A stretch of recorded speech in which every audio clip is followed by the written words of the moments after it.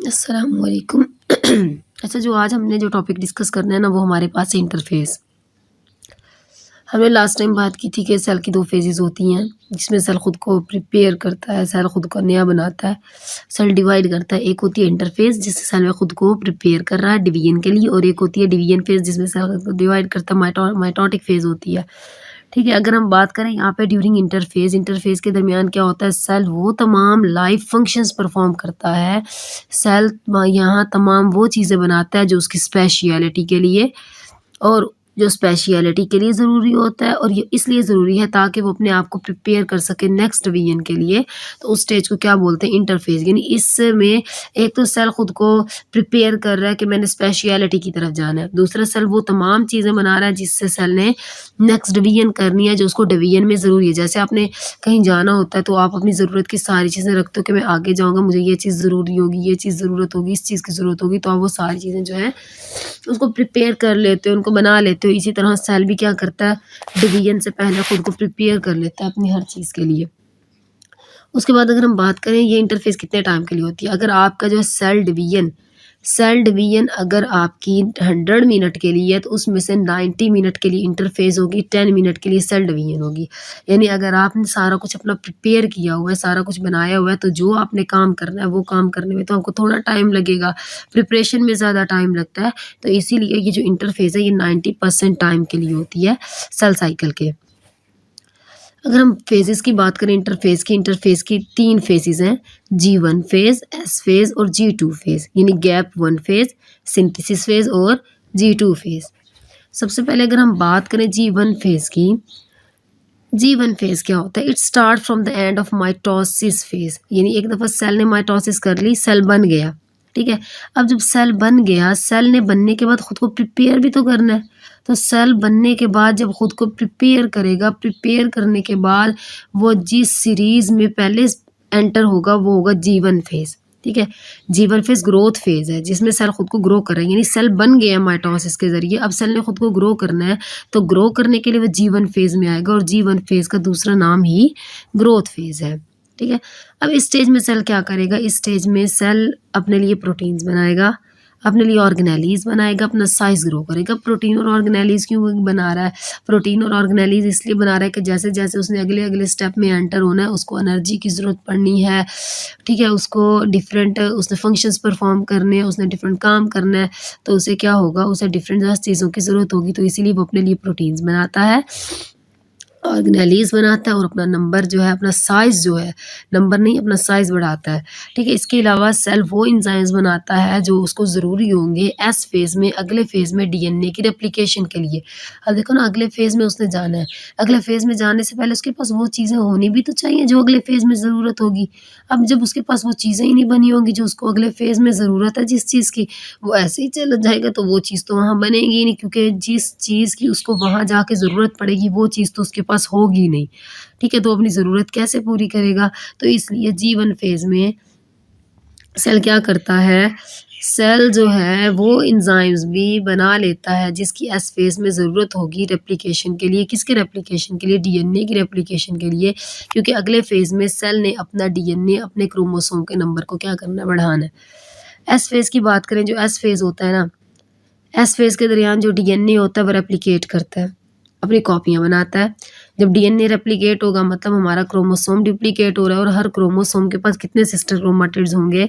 2 sister chromatids होंगे। यानी अगर मैं आपको कहूँ, ये सेंट्रोमेयर, ये एक क्रोमाटिड और ये दूसरी क्रोमाटिड, मतलब इस क्रोमाटिड ने अपने आप की क्या कर ली, कॉपी कर ली, तो 2 क्रोमाटिड्स हो गई। तो टोटल कितने हो जाएँगे? अच्छा, आगे वो कह रहे हैं the total number of chromosome in the cell remain same, लेकिन सेल्स के अंदर जो क्रोमोसोम्स होंगे वो सेम ही रहेंगे माइटोसिस के केस में। और यहाँ क्रोमोसोम क्या हो गए, डुप्लीकेट हो गई एस फेज़ में। अच्छा, अगर हम बात करें जी2 फेज़ की, जी2 फेज़ में क्या होता है, जो जी2 फेज़ है इसमें सेल कंटिन्यू ग्रो करता रहता है, अपना साइज़ बढ़ाता रहता है, अपने लिए वो प्रोटीन्स बनाएगा जो सेल डिवीजन के लिए ज़रूरी होती हैं। अच्छा, इस स्टेज में ना ये लास्ट स्टेज है G2 फेज़, इंटरफ़ेज़ की। इसके बाद सेल ने माइटोटिक फ़ेज़ में एंटर हो जाना है। तो ये माइटोटिक फ़ेज़ में जब एंटर होगा, सेल अपनी कॉपियाँ बनाएगा, डॉटर सेल बनाएगा। लेकिन अगर डीएनए ने रेप्लिकेशन के दौरान कोई अपने अंदर डैमेज कर लिया है, कोई चेंज आ गया, कोई डिज़ीज़ आ गई है, वो डिज़ीज़ अगले आने वाली नस्ल में भी ट्रांसफ़र हो जाएगी। तो इससे पहले सेल क्या करता है, अपने आप को चेक करता है कि डीएनए में कोई डैमेज तो नहीं आया रेप्लिकेशन के दौरान, और अगर आया तो वो क्या करेगा, अपने आप को रिपेयरिंग करेगा, अपने आप को ठीक करेगा। और इसमें वो अपने कंटेंट को भी ऑर्गेनाइज़ करता है, तरतीब देता है, क्योंकि ये आखिरी स्टेज है। उसके बाद सेल ने क्या करना है, खुद को प्रिपेयर करना है माइटोसिस के लिए। उसके बाद अगर आपके सेल ने डिवाइड नहीं करना, अगर सेल ने डिवाइड करना है तो वो G2 फेज़ से पहले G1 में जाएगा, G1 में S, G1 से S में, S से G2 में, G2 से वो एंटर हो जाएगा माइटोटिक फेज़ में। लेकिन अगर सेल ने डिवाइड नहीं करना तो सेल G1 फेज़ से एंटर हो जाएगा एक न्यू फेज़ में, जिसको हम G0 फेज़ बोलते हैं। उस फेज़ में जाके सेल डिवाइड नहीं करता, सेल अपने फंक्शंस परफॉर्म करना शुरू कर देता है। मतलब सेल ने नंबर नहीं बढ़ाया, एक जो सेल था या 2 सेल थे या 10 सेल थे, जितने भी सेल थे वो आगे जाके अपना नंबर नहीं बढ़ाएंगे, बल्कि जो उनका काम था उन्होंने वो काम फंक्शन जो है परफॉर्म करना शुरू कर दिया। डिवाइड नहीं करेंगे, फंक्शन परफॉर्म करेंगे। ऐसे स्टेज को हम बोलते हैं G0 फेज़। अच्छा, G0 फेज़ में अगर हम एग्जांपल देखें कि कौन से सेल G0 फेज़ में जाते हैं, हमारे न्यूरॉन्स जो हैं, जो हमारी बॉडी में मैसेज को एक जगह से दूसरी जगह ट्रांसपोर्ट करते हैं, वो न्यूरॉन जो है G0 फेज़ में इंडेफिनिट पीरियड यानी लंबे अरसे के लिए एंटर हो जाते हैं। मतलब ये सिर्फ स्टार्टिंग में डिवाइड करते हैं, जब हमारी बॉडी की ग्रोथ हो रही होती है, उसके बाद ये डिवाइड करना बंद हो जाते हैं और कभी भी इनकी डिवीजन नहीं होती। ये ऐसा सच रहते हैं जैसे हमारे उतना ही नंबर रहता है जितना हमारी बॉडी में है, कोई रिपेयरिंग नहीं होती, ठीक है। लेकिन काफ़ी दफ़ा कुछ ऐसे फैक्टर्स होते हैं जो रिपेयरिंग का काम भी कर देते हैं।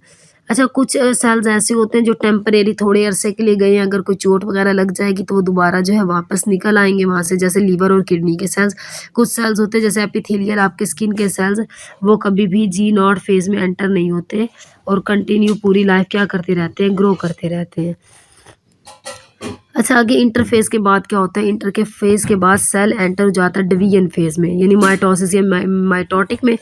उसमें सेल डिवाइड करेगा, अपनी कॉपीज़ बनाएगा, और अगर माइटोसिस फेज़ में एंटर हो रहा है माइटोसिस में, तो 2 डॉटर सेल्स बनाता है, 2 डॉटर सेल्स बनाएगा। ये जो इवेंट्स हैं सेल साइकिल के, इनको कंट्रोल करते हैं स्पेशल जीन्स। और ये जितने भी फेजेस हैं ना, G1 phase, S phase, G2 phase, M phase यानी माइटोटिक फेज़, एक सीक्वेंस में होते हैं, ये यूनिडायरेक्शनल है। ऐसा नहीं है, एक तो ये नहीं होता कि G1 फेज़ से सीधा G2 फेज़ में चला जाएगा, ऐसा नहीं होगा, कोई भी एक फेज़ स्किप नहीं होगा, ठीक है। और दूसरी बात, अगर जो है सेल जो है G1 से S में जा रहा है, तो G1 से S में जाने के लिए वहाँ चेक पॉइंट होते हैं, जहाँ पे स्पेशल जीन्स वगैरह स्पेशल फैक्टर्स मौजूद होते हैं, जो ये चेक करते हैं कि इस स्टेज से इसमें आने के लिए सेल ने जो जो चीज़ें बनानी थी बना ली हैं। अगर बना ली होंगी तो ठीक है, अगर नहीं बनाई होंगी तो वो अगले फेज़ में एंटर नहीं होगा। और दूसरा ये है कि अगले फेज़ में वो अगर एंटर हो गया है और उसने वो चीज़ें पिछले फेज़ में नहीं बनाई, तो वो दोबारा पीछे नहीं जा सकता। मतलब ये सीक्वेंस में होता है, ये यूनिडायरेक्शनल होता है, ठीक है। ये मल्टी डायरेक्शनल नहीं है कि वापस पीछे जाने का कोई जो है वो प्रोसेस नहीं है। ये हमारा जो है इंटरफेस का टॉपिक जो है वो कंप्लीट हो गया। अब जो नेक्स्ट टॉपिक हमने स्टार्ट करना है ना, वो माइटोसिस जो है वो स्टार्ट करेंगे नेक्स्ट क्लास में।